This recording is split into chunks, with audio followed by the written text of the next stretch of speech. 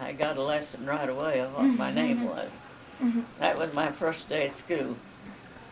Okay. A little one-room schoolhouse. We had to walk, of course, across the pasture. Grandma Cartwell had given this land to build this little one-room school, and it was right across the pasture from our house. So we had to walk to school. How many miles was it? Oh, it was just... A mile? It was maybe a mile, less than a mile. But for a small child, it was quite a way. My sister said her name is Grace Irene. So I got a lesson right away of what my name was. That was my first day at school. Okay. A little one-room schoolhouse. We had to walk, of course, across the pasture. Grandma Cartwell had given this land to build this little one-room school, and it was right across the pasture from our house. So we had to walk to school. How many miles was it? Oh, it was just... A mile? It was maybe a mile, less than a mile. But for a small child, it was quite a ways. And we carried our lunch in these syrup buckets. You know, everybody bought syrup at that time. And we would use that to carry our dinner in. And I was walking across the pasture that time by myself, and the horse saw me, and I had that bucket in my hand, and he thought I was going to feed him. So he come running after me, and I got to the fence, and I went under the fence and tore whatever I had on, and I was crying when I got home. Mom said, "What's the matter?" And I said, "That horse chased me." And she said, "Well, Gracie, all you had to do was just drop your bucket." She said, "He thought you had something to eat in there for him." So I learned a lesson there. But we walked to school. Okay, what's the next one? Historical happenings. What are some of the historical happenings? You asked. Historical happenings? That happened. That happened whenever you're young. Well, when Henry Ford built his first Lizzie, we called it a Lizzie. Why, we had never seen one. And it came down that country road where we lived, and this farmer was talking to another farmer that he was in, had his wagon and team, and he said, "Did you see that varmint that went down this road?" And he said, "Yeah." He said, "Did you shoot at it?" And he said, "Yeah, I did. I shot at it, but I didn't kill it, but I made it turn loose of that man." So that man did jumped out and run. He was being shot at. That was the first car they had ever seen. Yeah, they had never seen a car before. So And they called them Lizzies.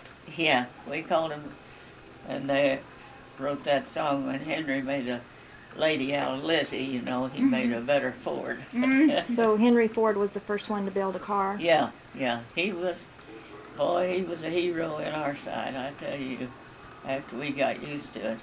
And what wars and stuff? Were there wars going on? Well, there was, after we got up, let me see, I was trying to think what age I would have been. We found out there was a war going on, and everybody was scared. We had a young fellow working for us, and well, the threshing machine was there. At that time, we didn't have a combine. The threshing machine would come through there, and they would use that in our what little wheat we had. We'd get 25 cents a bushel for wheat, and the telephone rang, and it sounded like a real stern man, and my mother hollered at Dad and said, "There's a man needing to talk to you on the phone," and he asked him if he had a fella working for him by the name, and I forgot the boy's name. And Dad said yes, and he said, "We're coming after him," said he's dodging the grass. And he was following the harvest crew, and he was real scared. He was just old enough to be drafted. And He didn't want to be drafted They into the come- war. yeah, they come and got him, and us kids all cried when he left, and he never come back. He got killed. Mm. He was a nice boy. Mm. And I remember the war. We would make things for the Belgians. The Belgians they were being treated real bad, and we sang that song, "Gosh, I Wish I Was a Belgian."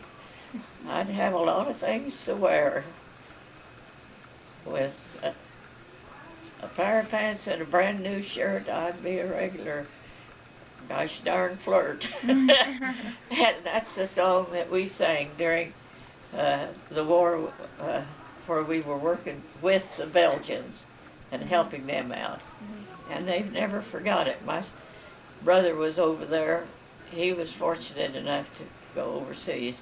He's 6 years younger than me. And he says the Belgians has never forgotten the Americans coming over and helping them out and sending them clothes. And in that little one-room schoolhouse is where they made those clothes to send to the Belgians. And somebody made up that song, and us kids used to sing that. And I was just real small because I was small when they finally got the big school. And 4 little schools went together, and we built a big school out in the country. And that's when we got acquainted with the Mennonites. We'd always heard of the Mennonites, and I just thought they were, I didn't know what they were. I figured they were just little bitty short people, you know. And they said the Mennonites were coming in. And there was 4 schools come in, and we had a bigger school then. But I was still in the 2nd grade at that time when they come in, and here they come in. They were real people. Boy, we thought that was just great. And my best friend turned out to be one of the Mennonites. He was Dick. And we would hold hands. We would be so scared. And when we go in the auditorium, we'd have things going on in the big auditorium, and we'd go in there, and my brothers used to say, you know, they'd watch for me, and here would come me and Eva holding hands, just scared to death, you know. But it was a nice school, and that's every school.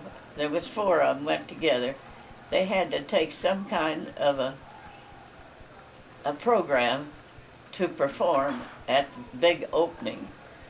And the guy that grabbed me out of my seat, he was a preacher for the Church of Christ, and I knew him. And he said, now we're going to do a march, and you younger ones are to lead the march. And we would get out on the school grounds, and he would show us,